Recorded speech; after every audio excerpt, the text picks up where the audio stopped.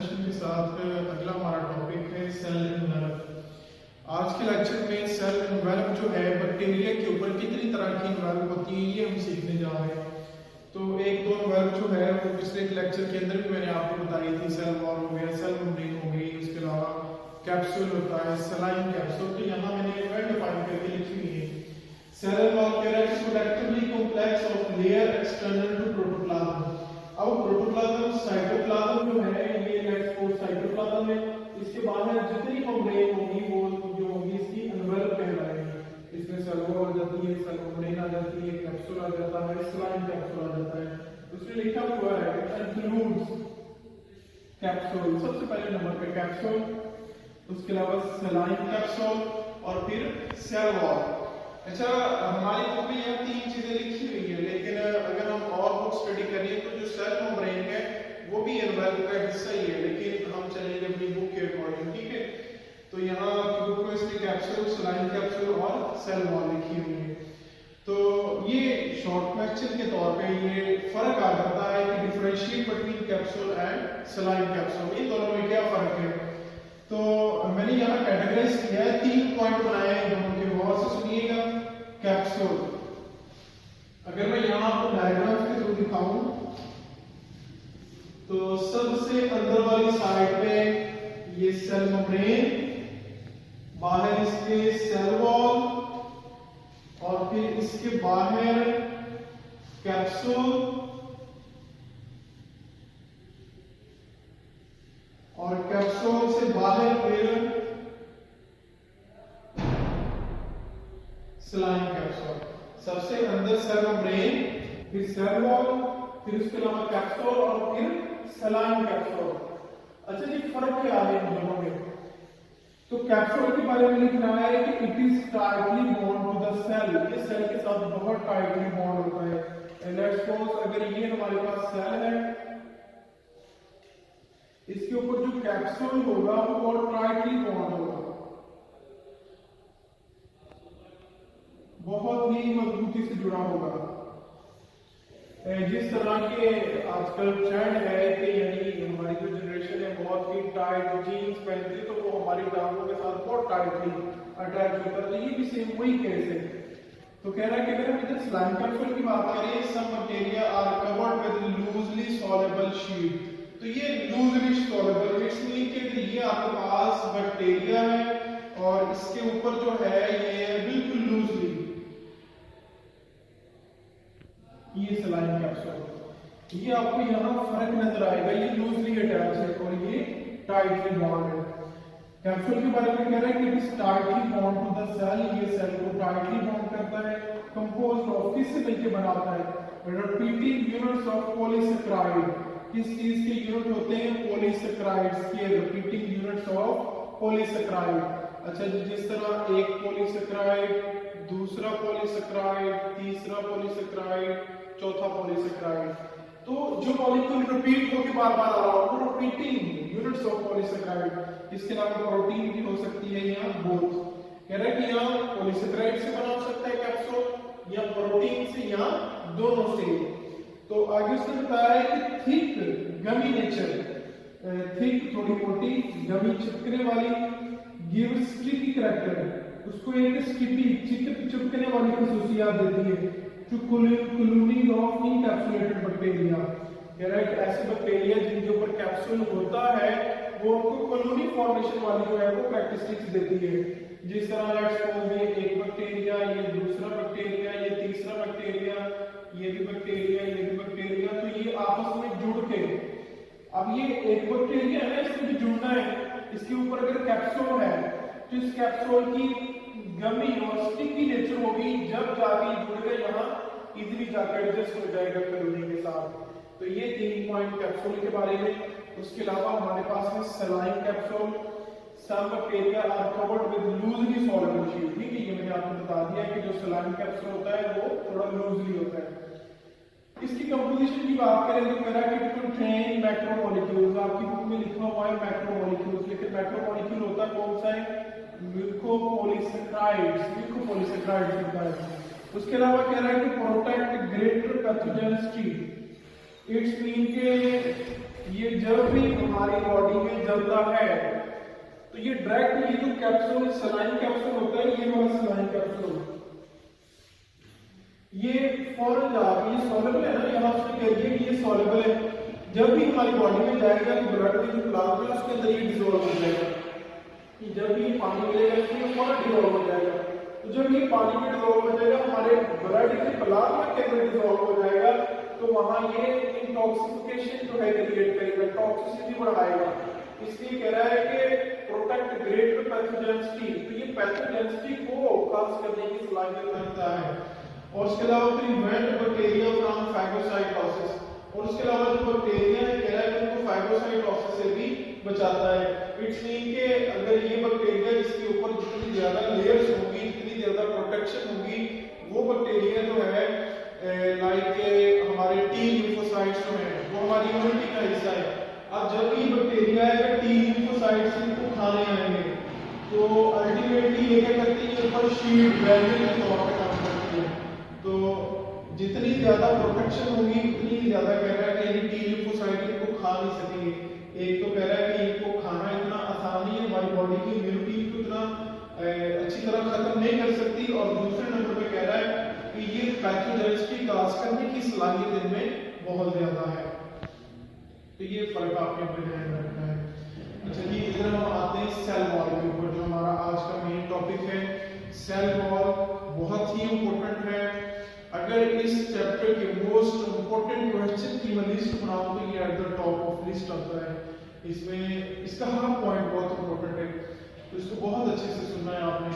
अगर हम इसके पहले लोकेशन की बात करें, कह रहा है कि beneath the extracellular substances, तो ये एक्स्ट्रा सेलुलर सब्सटेंसेस के नीचे होती है जो सेल वॉल होती है।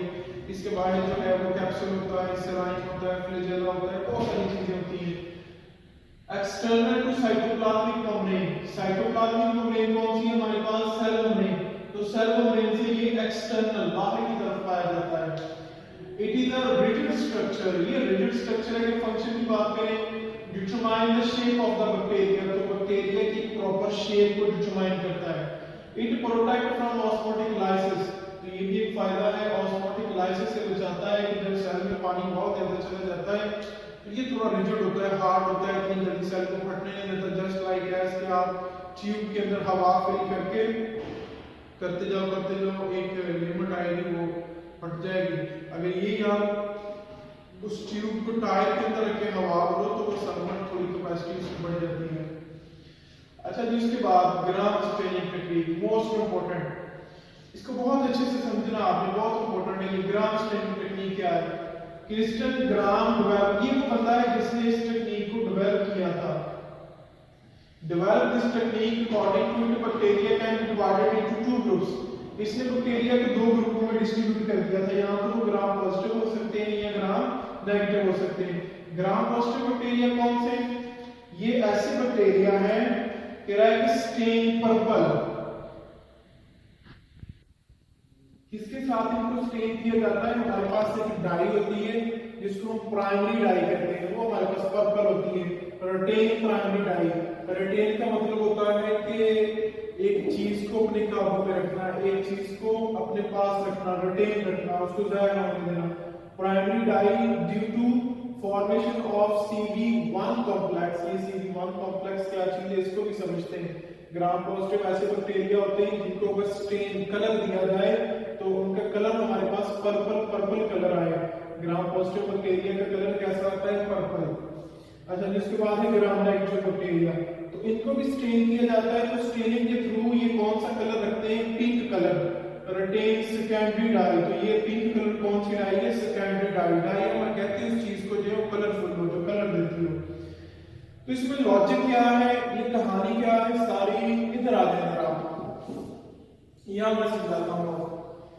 तो ये प्रोसीजर आपके सामने मैंने लिखा हुआ है। प्रोसीजर के अंदर मैंने 4 स्टेप लिखे हुए हैं आपको समझाने के लिए। तो ये प्रोसीजर को समझाने के लिए मैं सबसे पहले यहाँ मेंशन किया हुआ है क्रिस्टल वायलेट। ठीक है, क्रिस्टल वायलेट पहले स्टेप में आ रहा है। ये हमारे पास प्राइमरी डाई है, इसलिए कलर कौन सा देना है? पर्पल। बहुत ही आसान है।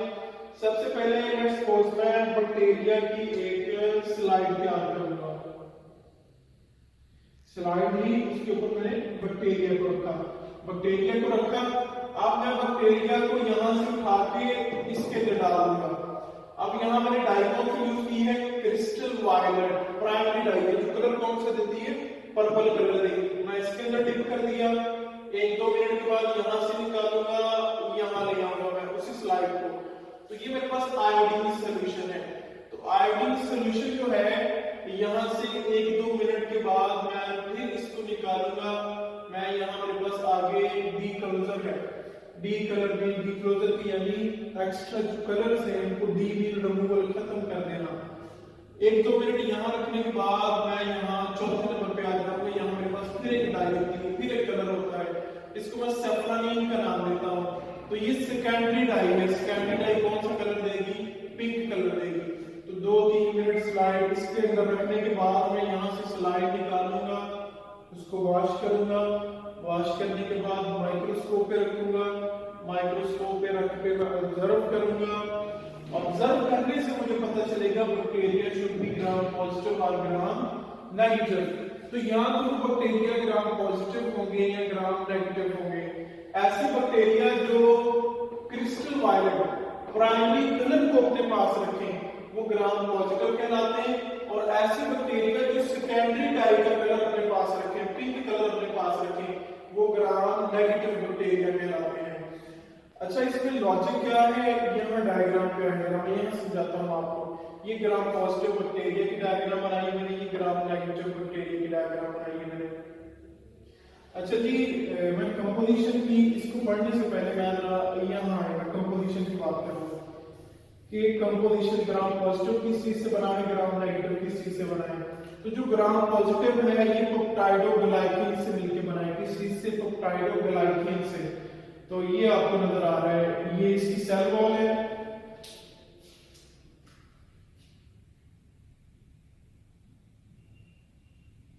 ये सेल वॉल, और ये अंदर वाली सेल मेम्ब्रेन है, ये सेल मेम्ब्रेन है, ठीक है। तो ये जो सेल वॉल है ये यहाँ आपको ज्यादा कुछ थिक नजर आ रही है, और ये बनी किस चीज से है, पेप्टाइडोग्लाइकेन से। ये पेप्टाइडोग्लाइकेन के मॉलिक्यूल्स हैं आपस में। 50% ड्राई वेट, उसके अलावा थोरिक एसिड और उसके अलावा लिपोथोरिक एसिड, ठीक है। तो ये दोनों हमारे पास जो है ये लिपिड की फॉर्म में आ जाते हैं। तो लिपिड यहाँ थोड़ा मिलता है, पेप्टाइडोग्लाइकेन यहाँ ज्यादा है। अब इसमें लॉजिक क्या है कि ये हमारे पास जो है एक्चुअली यहाँ आपने पढ़ा है कि पर्पल कलर में क्यों आ जाती है।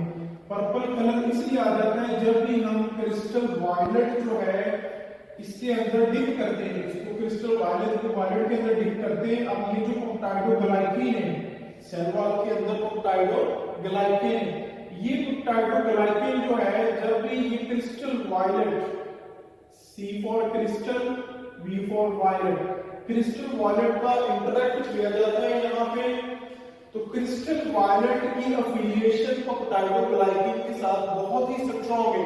मैं फिर रिपीट कर रहा हूँ, क्रिस्टल वायलेट की एफिलिएशन पेप्टाइडोग्लाइकेन के साथ बहुत स्ट्रॉन्ग है। तो ये crystal violet, crystal violet, crystal violet, crystal violet, crystal violet, crystal violet, crystal violet, ये सारा अंदर क्रिस्टल वायलेट आ जाता है, ठीक है। तो पेप्टाइडोग्लाइकेन जो है उसके मॉलिक्यूल्स के दरमियान क्रिस्टल वायलेट आ गया। अब क्रिस्टल वायलेट में डाई कौन सी यूज है, purple, that's why this give blue colour, pink purple colour to bacteria. अच्छा जी, ये डालने के बाद मैं इसको आयोडीन के सॉल्यूशन में डालूंगा। आयोडीन का सॉल्यूशन जैसे ही इसके ऊपर आएगा, इसके बाद जब मैं आयोडीन डालूंगा इस पे, तो आयोडीन का सॉल्यूशन जो है इनकी बॉन्डिंग को और भी स्ट्रॉन्ग करवा देगा। ये जो क्रिस्टल वायलेट और पेप्टाइडोग्लाइकेन है इनकी बॉन्डिंग को बहुत मजबूत करवा देगा, स्ट्रॉन्ग करवा देगा, अच्छे से आपस में इंटरमिक्स हो जाएंगे। उसके बाद जब यहाँ से स्लाइड निकाल के मैं डीकलराइजेशन में डालूंगा, तो हमारे पास यहाँ डीकलराइजेशन एक्चुअली वो चीज होती है कि अगर कोई कलर परमानेंट नहीं है, अगर स्लाइड के अंदर उसके टेक्सचर के अंदर कोई कलर जो है परमानेंट नहीं है, तो वो टेम्परेरी तौर पे उसको रिमूव करवा देता है, उसको D mean removal, colour extra colour को रिमूव कर देना।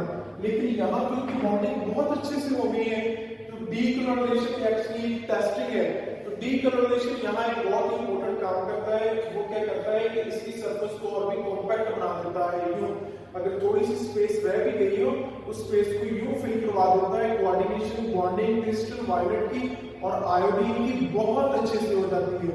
क्रिस्टल वायलेट आयोडीन की पेप्टाइडोग्लाइकेन के साथ बहुत अच्छी बॉन्डिंग हो जाती है। इस बॉन्डिंग की वजह से अगर कहीं से सरफेस कुछ इस तरह की भी रह गई हो, तो ये बिल्कुल कॉम्पैक्ट शेप में आ जाता है। ये डीकलराइजेशन हो गई। तो डीकलर के बाद जब मैं इसको सेकेंडरी डाई सैफ्रानीन में डालूंगा, जब इसको मैं सैफ्रानीन में डालूंगा, तो यहाँ तो ऑलरेडी जो है बॉन्डिंग बहुत अच्छे से, बहुत मजबूती से हो गई है।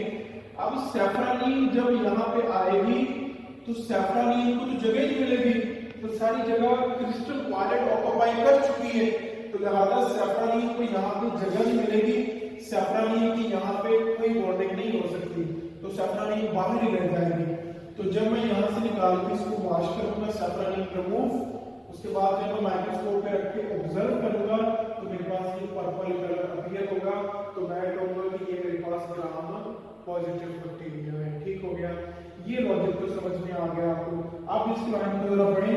कह रहा है कि स्टेन पर्पल जो ग्राम पॉजिटिव है, retain primary dye due to formation of CV1 complex. CV stand for crystal violet, I stand for iodine. बाद में हमने आयोडीन सॉल्यूशन में डाला था, जो बॉन्डिंग बहुत अच्छे से हो गई थी। क्रिस्टल वायलेट आयोडीन कॉम्प्लेक्स बनता है जो पर्पल कलर देता है। अच्छा जी, इधर जरा आ जाए। अगर इस बैक्टीरिया को मैं यहाँ डालूं, तो जो क्रिस्टल वायलेट है, क्रिस्टल वायलेट हमारे पास प्राइमरी डाई है पर्पल, तो यहाँ पर आपको पेप्टाइडोग्लाइकेन जो है, अगर आप इसकी कंपोजिशन देखें, इसकी कंपोजिशन के अंदर पेप्टाइडोग्लाइकेन सिर्फ 10% है। इट्स मीन कि यहाँ पेप्टाइडोग्लाइकेन कम है, लेकिन यहाँ पेप्टाइडोग्लाइकेन 50% से ज्यादा था, अच्छे से एफिलिएशन हो गई थी। अब यहाँ पर मसला ये है कि पेप्टाइडोग्लाइकेन कम है और यहाँ पेप्टाइडोग्लाइकेन ज्यादा था। इट्स मीन कि यहाँ क्रिस्टल वायलेट इतने अच्छे से एक्ट नहीं कर सकेगा। कह रहा है कि पेप्टाइडोग्लाइकेन 10% प्राइवेट लिपोपॉलीसेकेराइड लिपोप्रोटीन ये ज्यादा अमाउंट में पाए जाते हैं। इट्स मीन यहाँ पेप्टाइडोग्लाइकेन कम है ना, तो यहाँ अगर आप वैसे भी बात करें तो आपको 2 लेयर नजर आ रही है। ठीक है, पहले स्ट्रक्चर की बात कर रहे हैं, लॉजिक को समझाता हूं मैं आपको। ये अगर सेल मेम्ब्रेन पड़ी है, तो सेल मेम्ब्रेन के बाहर आपको सेल मेम्ब्रेन और सेल वॉल के दरमियान एक छोटी सी खाली जगह नजर आ रही है, ये वाली। इस जगह को मैं नाम देता हूं periplasmic space. Periplasmic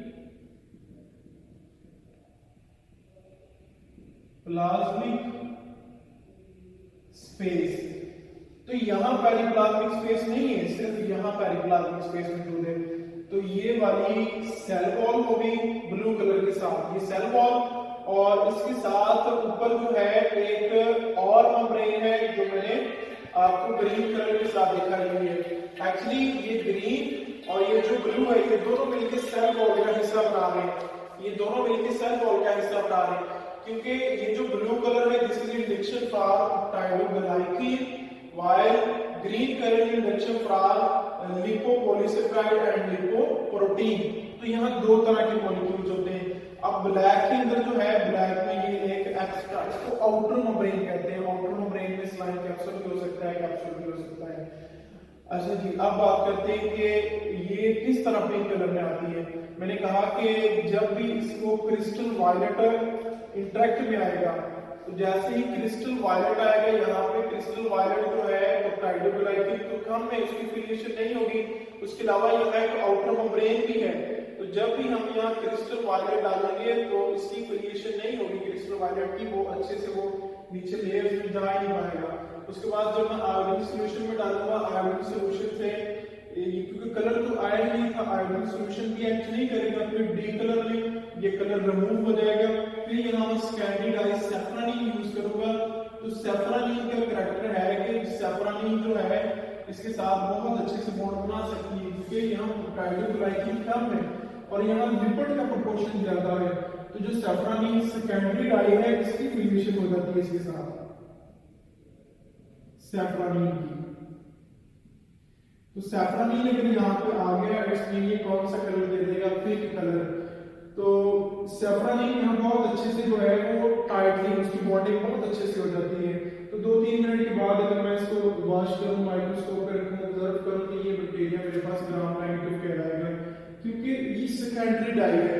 primary die का तो कलर नहीं आया, अब सेकेंडरी डाई का तो आना ही आना था। तो ये आपके पास ग्राम नेगेटिव बैक्टीरिया। फिर दोनों को मैं कंपेयर करूं लेयर, तो ग्राम पॉजिटिव के अंदर एक लेयर में आपको नजर आ रही है सिर्फ सेल वॉल है, होने के बाहर सेल वॉल है। अगर आप यहाँ देखें तो आपको 2 लेयर नजर आ रही है, एक सेल वॉल और दूसरी ये एक्स्ट्रा बाहर वाली। ये ग्रीन और ये जो आपके पास ब्लू है, ये दोनों मिलकर सेल वॉल बना रही है। तो जो बाहर वाली ये ब्लैक है वो एक एक्स्ट्रा है, तो ये एक लेयर और ये बाहर वाली दूसरी लेयर। अगर कह रहा है कि थिकनेस की बात करें, अच्छा आउटर मेम्ब्रेन ग्राम पॉजिटिव के अंदर नहीं है लेकिन यहाँ ब्लैक में मौजूद है। उसके अलावा थिकनेस की बात करें तो 20 to 50 नैनोमीटर ये थिक है, और इसकी थिकनेस 1 to 11 ये थोड़ी ज्यादा कम थिकनेस होती है। पेरिप्लाज्मिक स्पेस जैसे मैंने बात की यहाँ नहीं है, यहाँ मौजूद है। यस, उसके अलावा परमेबिलिटी की बात करें तो इसकी परमेबिलिटी ज्यादा है क्योंकि तैरने कम है, थोड़ी है, और इसकी परमेबिलिटी लेस है क्योंकि लेयर्स ज्यादा है, बैरियर ज्यादा है। उसके अलावा ये कंपोजिशन इसकी बात हो चुकी है। आखिरी एक छोटा सा पॉइंट रह गया, मैं अगली से 3 के अंदर आपको दिखाता हूँ।